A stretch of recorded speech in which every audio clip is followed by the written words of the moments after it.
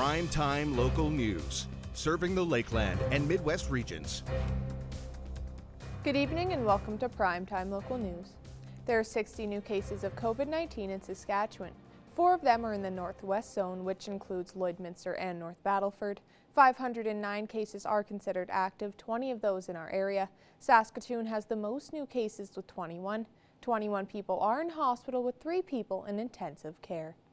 A former city councillor is hoping to make a return to municipal politics.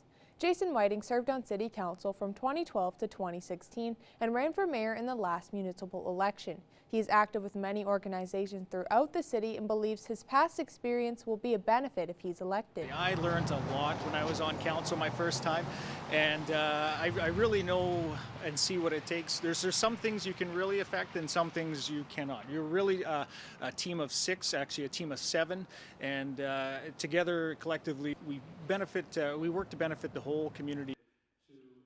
Whiting would like to work to improve and maintain city infrastructure that may be falling into disrepair, and his top priority is public safety. He believes a strong relationship with the RCMP and fire department are key. Safety, it's just no question. It's a top priority. We want to ensure that our residents are safe and protected in all different manners, from building up our relationship with the fire department and our police services, and seeing that continue to modify with the addition of our peace officers, taking the load off of our RCMP, that sort of thing.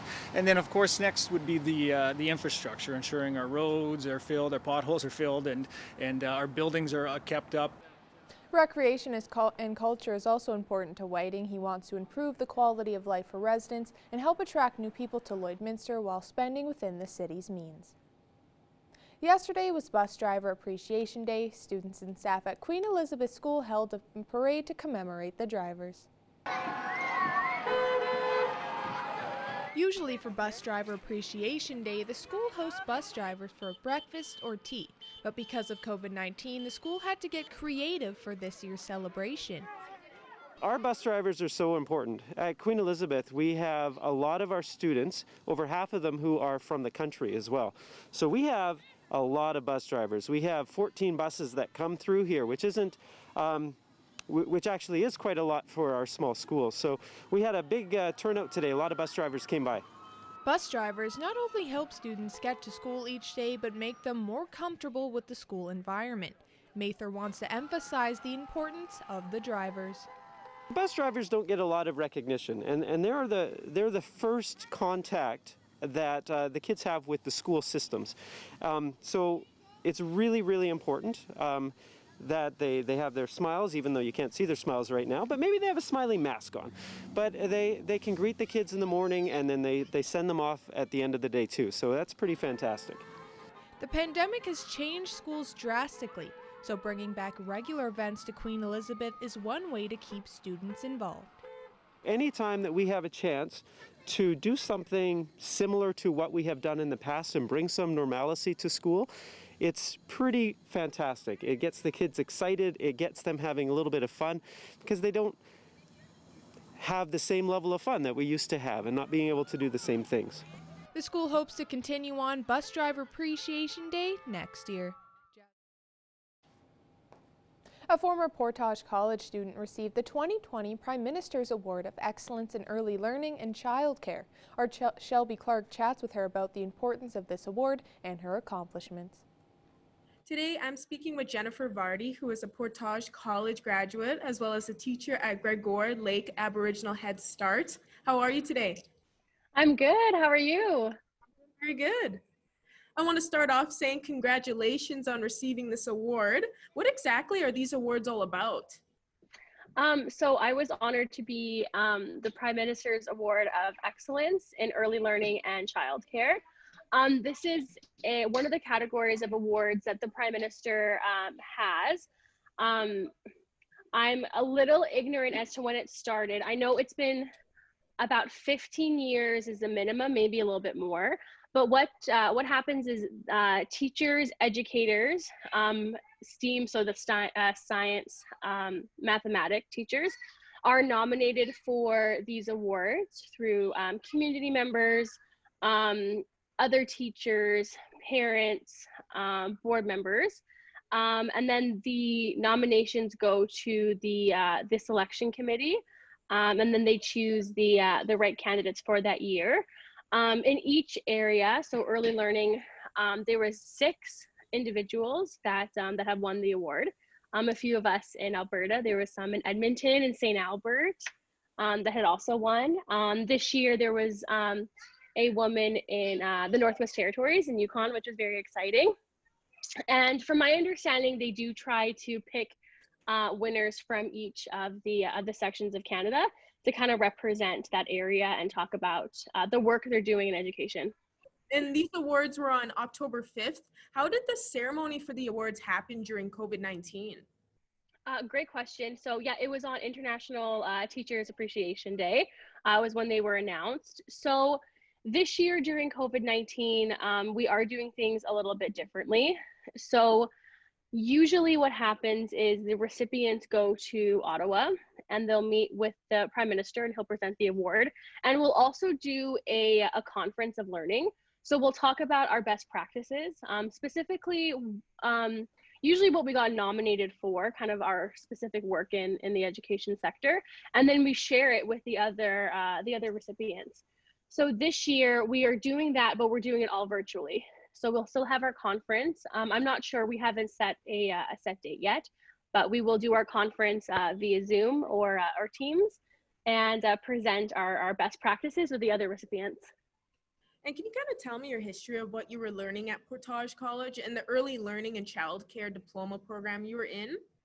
Yeah, absolutely. So I took the early learning and childcare diploma. That's exactly right, at Portage College. I am a mom also, so I had opted to do the online learning, distance learning, which was fantastic. For those of you who are not familiar, distance learning, you can take your college courses and you can just do them at home. And instead of going into a classroom, your classes are online on a computer. So it fits for the moms and dads who still have to work and have other obligations that maybe don't allow them to go to school full time. So I had learned things about the development of children. So at what age they should be reaching what milestones. How to support children, in emotional crisis. So things that we should say, things that we shouldn't, how to support the development of children who might have developmental delays. And then how to run, in my second year, was how to run Head Start, daycare, day home programs. So the budgeting, the finances, the importance of engagement in your community, and of course, engagement with parents. And what was the experience like getting this award, especially it being presented by the Prime Minister of Canada, Justin Trudeau? I have goosebumps. It was, I'm still, it's been 2 weeks now since it's been announced, and I'm still very much on cloud 9. It's been fantastic. It's been fantastic to be able to share the award with my colleagues and with the Fort McMurray First Nation where I work. Because we are really trying to ensure that Indigenous early learning is on the agenda moving forward, as it is important to ensure that vulnerable communities have access to high quality early learning programs. Well, that's great. Thank you so much again for joining me today, Jennifer. No problem. Thank you for making time. I really appreciate it, and thank you for showcasing early educators across Canada. We really appreciate it. Now our Connor Chan will take a look at your weather forecast.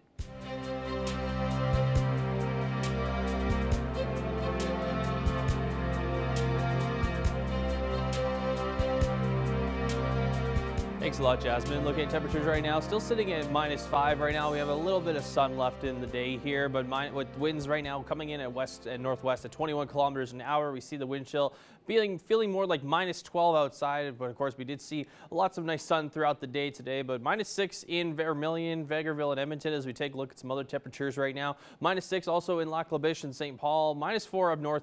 Bonnyville and Pierceland, as well as -3 in Cold Lake, -6 down in Provost, and then we see -4s in areas in Saskatchewan like Maidstone, North Battleford, Macklin, and St. Walburg as well. Now here's a look at the satellite radar map for right now. Not a whole lot of activity in our area. We could see some more in that Cold Lake area in the later parts, as well as in Edmonton. There still could be some possibility of some snow coming up there. The warnings in the southern areas I did mention yesterday have been lifted for Alberta and Saskatchewan. But as we take North Battleford, temperatures overnight -13 with some wind, pretty cold temperatures overnight there, and then -4 also for tomorrow as well for the daytime high there. As we look at overnight in Cold Lake, -11 with some cloud coverage, going into -4 tomorrow with the daytime high there. With the wind chill, could feel more like -12 to -15. And then for us here in Lloydminster, -12 overnight with -5 tomorrow throughout the day. We could see kind of the similar weather in terms of the sun and cloud mix throughout the day tomorrow. Now here's a look at what we could see over the next 3 days. We see -5,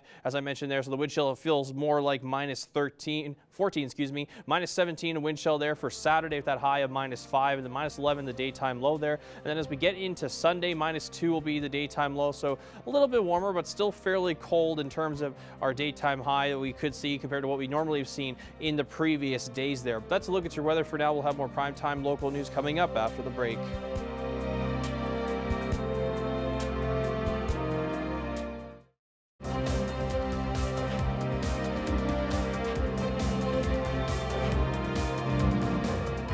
Welcome back. Saskatchewan voters have until Monday to cast their ballots in the provincial election, and farm organizations teamed up to provide a forum where parties could speak on their plans for the agriculture sector. Eric Bay has more.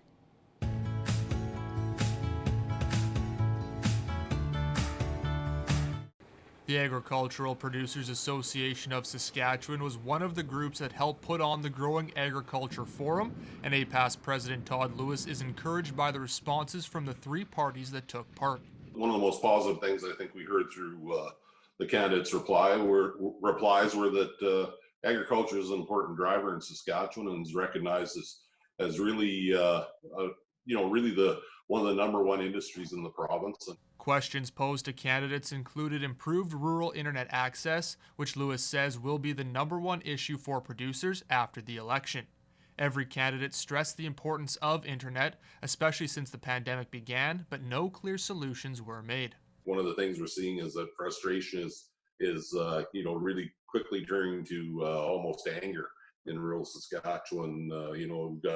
We've got young people having to leave their homes to take university classes because they can't go to school, but they can't take distance learning at home either because of internet connections and cell service. And so it's got to a point now, a break point here. Easier trade between provincial borders is something members of Growing Agriculture's panel want to see, with exports playing a big role in Saskatchewan's economy. A lot of our domestic market is right here within the country, and not only in the borders of the province.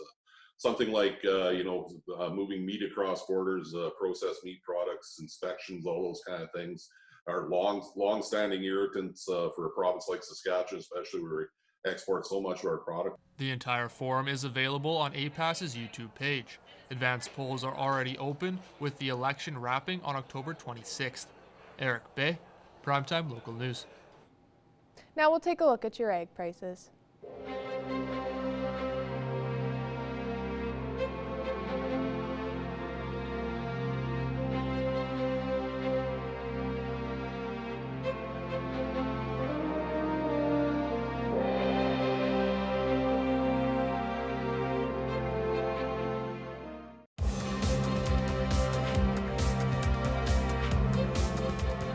In the 2020 AJHL season, the Whitecourt Wolverines had one of the best second halves. The Wolverines started off the new year getting points in 16 straight games. Evan Kenny chats with the team in this week's Around the AJHL.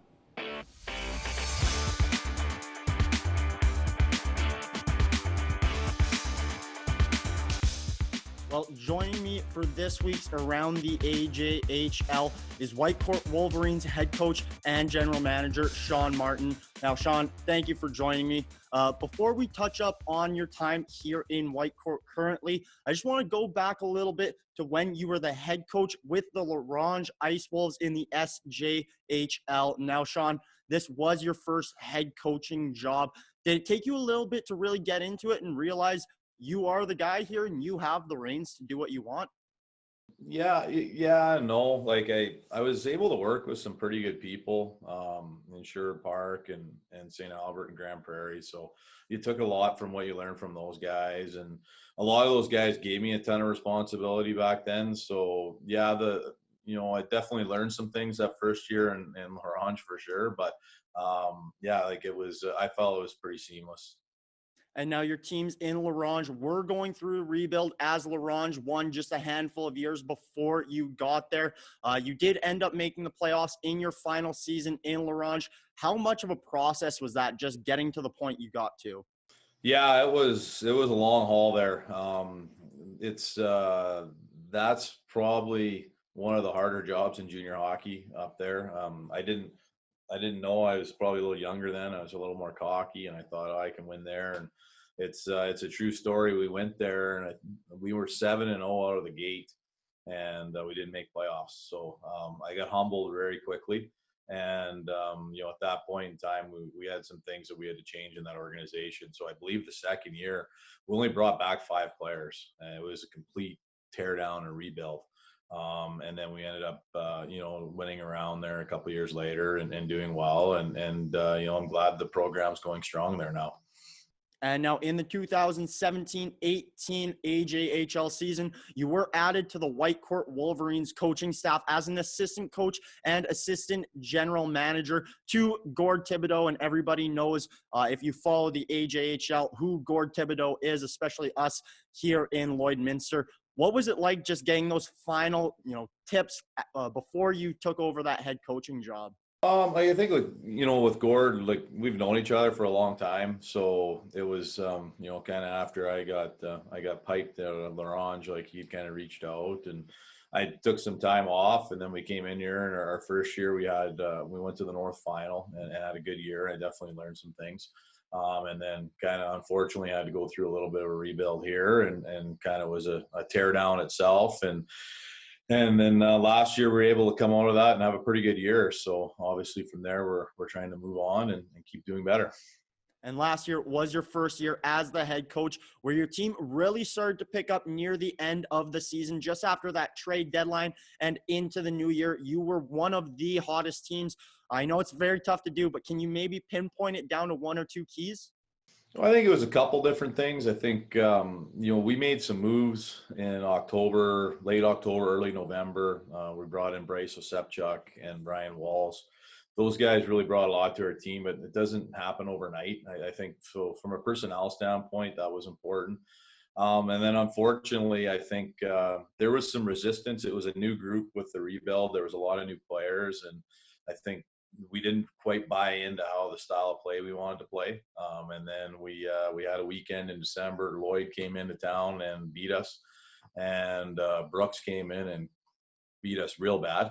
And I think the players got scared, to be honest. And I think they kind of said, well, geez, we better start trusting what we're trying to do here. And from there on in, and we had a real good game against Spruce Grove right before Christmas, and took that into the Christmas break. And then it's, you hear it all the time with confidence and momentum. It was just kind of a snowball effect. And I think we were hitting our stride right at playoffs. So it's unfortunate that kind of COVID shut it down, but it was definitely a fun couple months and looking to build off that this year. And another one of those keys adding to your success last season was team captain Adam Sandstrom. Unfortunately, he will no longer be with the team as he has graduated. It's tough to do, but is there a way you guys are working to sort of build what he's leaving behind?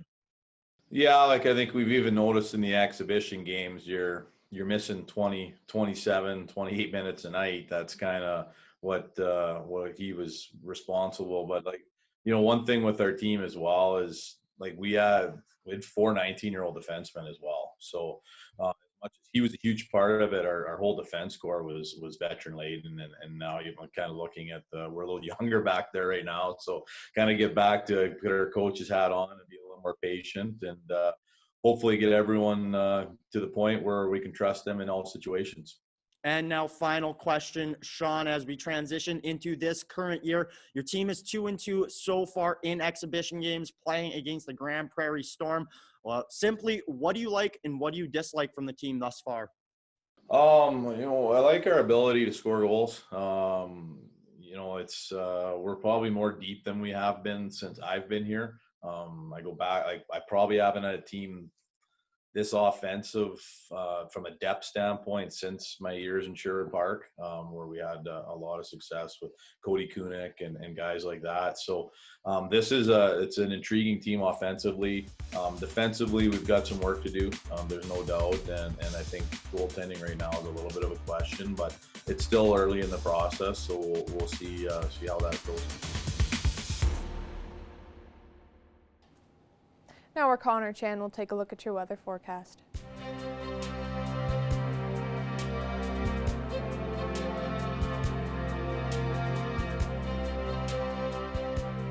All right, thanks very much, Jasmine. Take a look at temperatures still right now, still sitting at -6 right now as we see -6s in areas like Edmonton, Athabasca, and Jasper, just to name a few. We also see -9s in Red Deer, Rocky Mountain House, and Edson as well. -8 in Whitecourt currently right now, with -3 in Meadow Lake and Prince Albert. -4 in areas like North Battleford, Saskatoon, and in Melfort as well. And then we also see -5 up in Cold Lake as well. As we look up north right now into northern Alberta and Saskatchewan, La Loche, Buffalo Narrows, and Uranium City sitting at -4. La Ronge at -3, along with Stony Rapids -2 in areas like Wollaston Lake, South End, and in Flin Flon as well.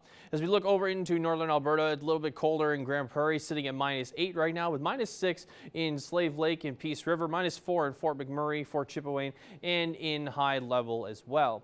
Now, as we take a look at the southern Alberta temperatures right now, I did mention, of course, yesterday Lethbridge was under that snowfall warning, but that is not the case for today, as that warning has been lifted, but -8 nonetheless still in Lethbridge and Calgary, -7 in Banff and Coronation, with -6 currently in Medicine Hat. We also see -3 out in Moose Jaw and Regina. We also see -4s in Kindersley, Yorkton, and Estevan, and then very cold temperatures in Swift Current, sitting currently right now at -7. Now, as we look across the rest of the country here, a little bit of cloud coverage still for most of it. We see Winnipeg with a little bit of sun at 2 degrees right now, Quebec City at 8, with Toronto at 12 right now, with also same results in St. John's at 13 degrees right now currently in Halifax. Edmonton, of course, seeing some flurries, as we did see on the satellite radar map a little bit earlier on there, but 10 degrees we see in Vancouver with mostly sun, and then -4 up in Yellowknife, with -9 in Whitehorse, with some flurries making its way up there.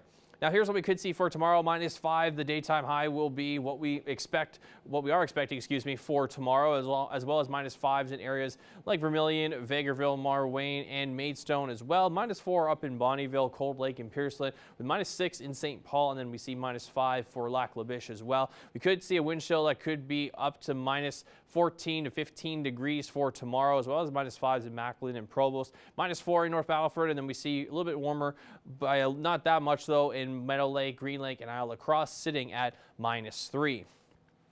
Now, here's what we could see over the next several days here. We see -5s throughout both Friday and Saturday as we get ready for the weekend there. -2 on Sunday as we're still facing some cooler temperatures there.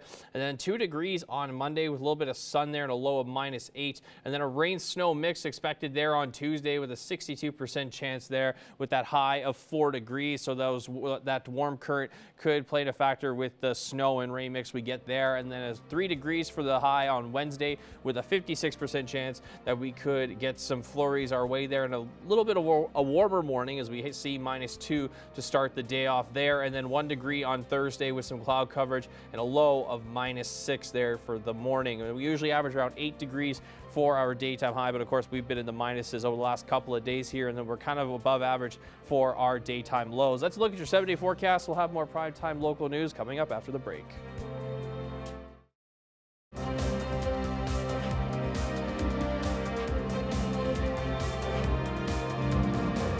I am so super excited to be doing this interview today on Primetime Local News. Greg Nicotero is joining us from Atlanta, Georgia.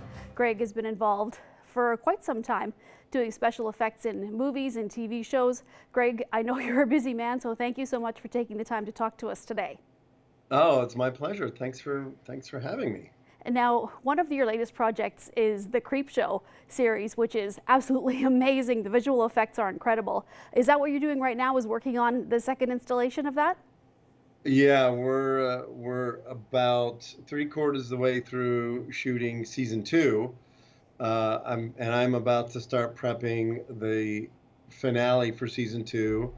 and it's been a blast. You know, I mean, we were supposed to start shooting March 16th, so we had prepped the first 2 episodes, and then we shut down. So as soon as it came time to get back to work again, everybody sort of jumped back in, and you know, it's been a really great experience. Everybody's being safe, everyone's being cautious and healthy, and still having fun, which is, you know, why do it if you're not having a good time? So. Well, and some of the projects you were involved in the past, obviously amazing special effects. Walking Dead was one that so many people know, and as soon as I mentioned this today, everybody was super excited.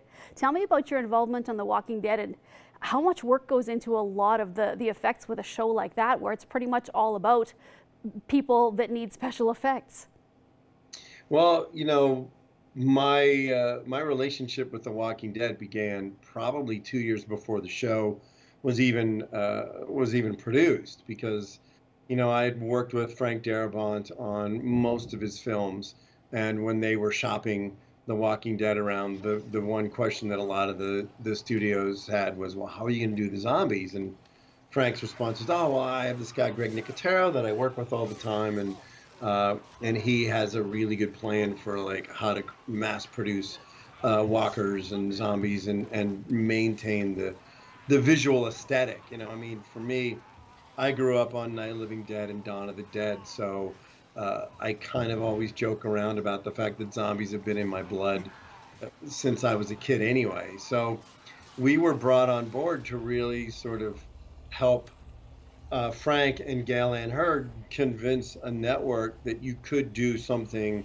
of this magnitude in terms of prosthetics and makeup effects on television, because you know, it really has never been done before. It hadn't been done.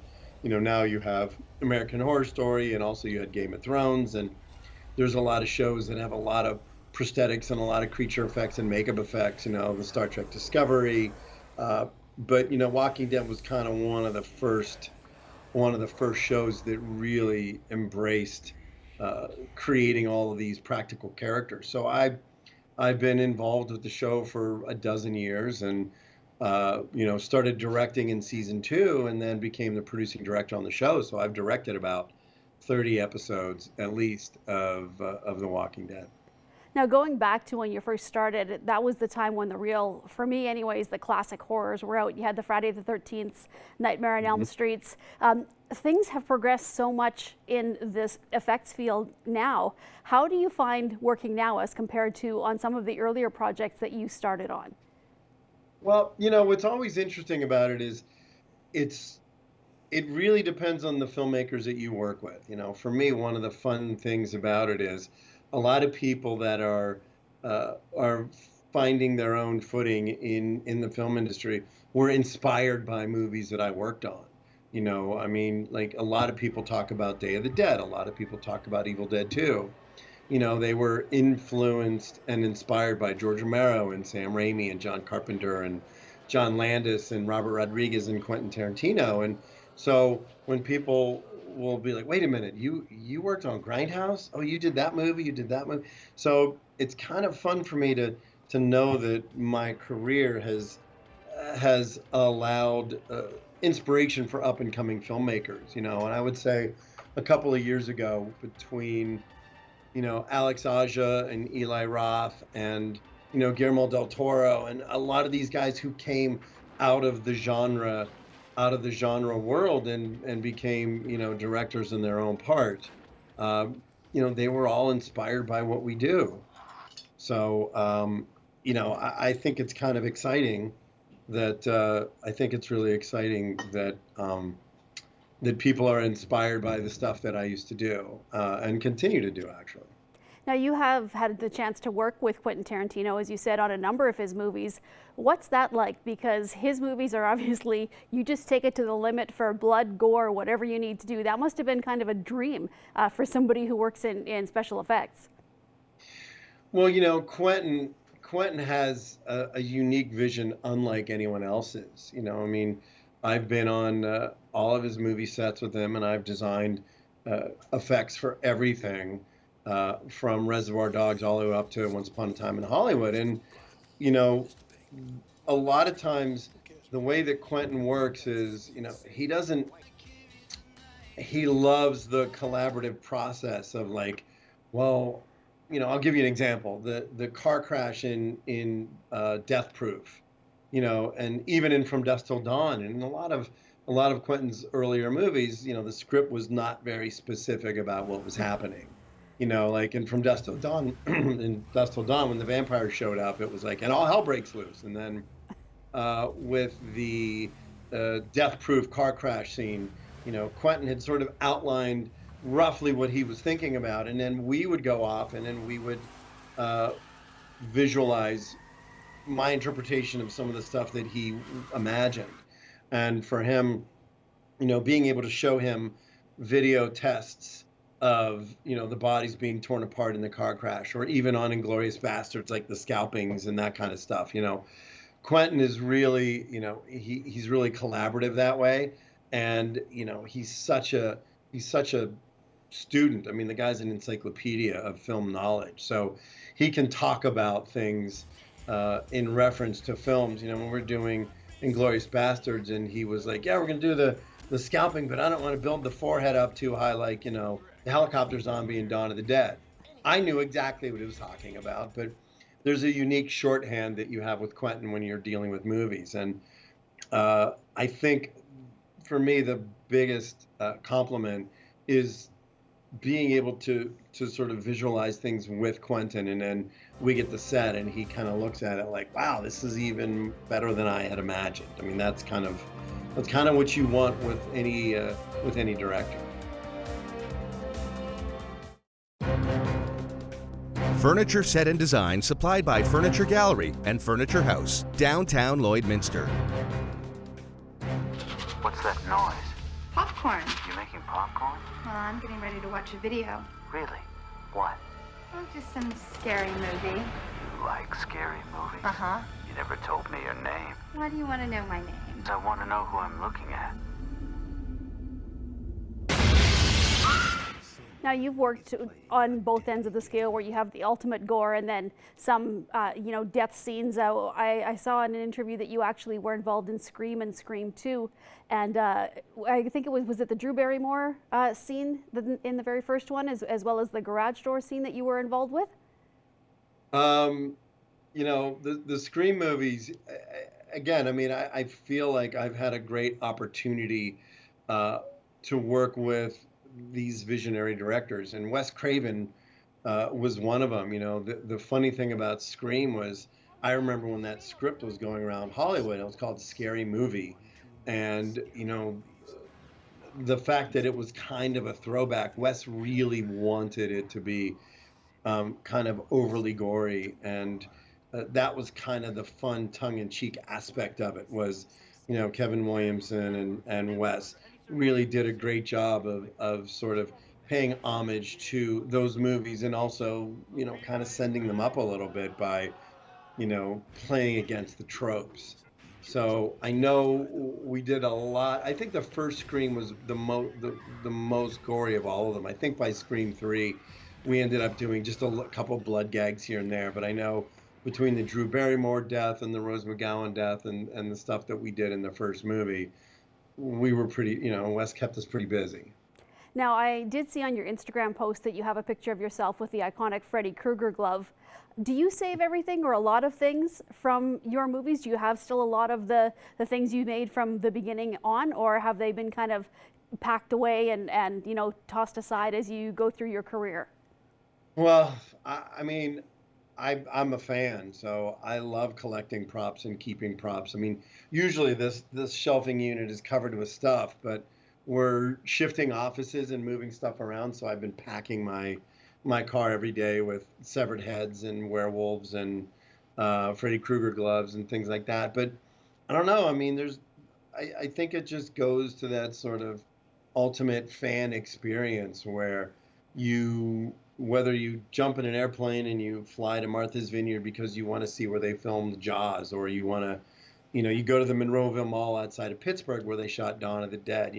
There's something unique about horror film fans, and they really savor and relish in the idea that you can connect to a specific place. You know, like every time I know anybody that goes to Washington, D.C., they go to Georgetown and they'll stand at the bottom of the steps from The Exorcist. And it just makes those films real. And it's a unique scenario. And I think collecting movie props and being able to celebrate not only the horror genre, but the artists that contributed to those movies. I mean, that's a really powerful thing, you know, celebrating the makeup effects artists, celebrating the directors, celebrating the designers. You know, we had a really unique opportunity last year because the Motion Picture Academy, which I believe is opening sometime early next year, rescued one of the last castings of the shark from Jaws that was on display at Universal from 1975 to 1990. So when Jaws came out, the Universal executives were like, "Oh my God, we have the biggest movie in the world, and we don't have anything on our back lot to really sort of celebrate the movie." So they took the molds from the shark and they made a fiberglass copy and they hung it at Universal for years and years and years. And then it went to a junkyard in Sun Valley, and the junkyard closed, so it got donated to the museum. So I got hired to sort of supervise the restoration and take this, you know, 40-year-old, 45-year-old casting and recreate it and sort of bring it back to what it looked like when they would have filmed the movie. And I think one of the greatest moments was I invited Joe Alves and Roy Arbogast, special effects artist, and Jeffrey Kramer, who was one of the actors in the movie, and they came up to my studio and they saw the shark when we had finished the work on it. And I had castings of the original teeth that we put into it, and we repainted it. And it really, for me, this museum is such a tribute to the craftspeople. You know, you don't hear enough about the people whose blood, sweat, and tears created these amazing movies. So to be standing next to the two guys who were responsible for designing and building the shark and looking at their faces, I felt like I had been transported into a time machine to 1974 and was watching them look at the shark. It was a great moment for me because I realized not only am I giving these artists who inspired me a fitting tribute, but once the shark is hanging in the museum, every single person that goes to that museum is going to look at that shark and go, how the hell did anybody ever think that they could make that movie and basically put a Mack truck in the water and pull it through the water and have like one of the biggest films in motion picture history? So going back to your question about collecting props and things, it ties you to it and it gives you a special connection. And, you know, I think something that I'm going to be proud of till the day I die is the fact that I now helped perpetuate the legacy of a movie that I absolutely loved and still love. Well, Greg, horror is my favorite genre, so this has been an honor to speak with you today. Just one more thing before we go. Do you have a rough idea as to when we can expect to see the second season of Creepshow released? I don't know yet. I know we have an animated episode that we did, you know, when we were all sort of hunkered down. I think in July we came up with this idea of like, well, wait a second, we should take two stories that we wanted to shoot for Creepshow and do a animated version. So I believe it airs on Shudder at the end of the month, and it's a Stephen King story called Survivor Type and a Joe Hill story called Twittering from the Circus of the Dead. So I believe it's the first time that we ever have Stephen King and Joe Hill sort of paired together on a project like this. And I love Steve's stuff. I've loved it since I was a kid, and Joe Hill is just genuinely a true talent. So I feel really honored that I get to work with these two masters of horror and suspense. So we have like a kind of a fun sort of Halloween animated Creepshow episode that'll be out very, very soon. All right, Greg. Well, thank you so much again for speaking with us. I could, talk to you and ask questions about your career for hours, but I really do appreciate you speaking with us today, and we're looking forward to seeing the next episode of Creepshow and whatever you're going to be working on in the future. So once again, thanks for joining us. Thank you very much. It was my pleasure. We'll do it again. All right, taking one last look here at your 7-day forecast. -5 for tomorrow and on Saturday, -2 on Sunday. We have a little bit of warmer temperatures on Monday at 2, 4 degrees on Tuesday, 3 on Wednesday with snow on both those days expected, and 1 degree on Thursday.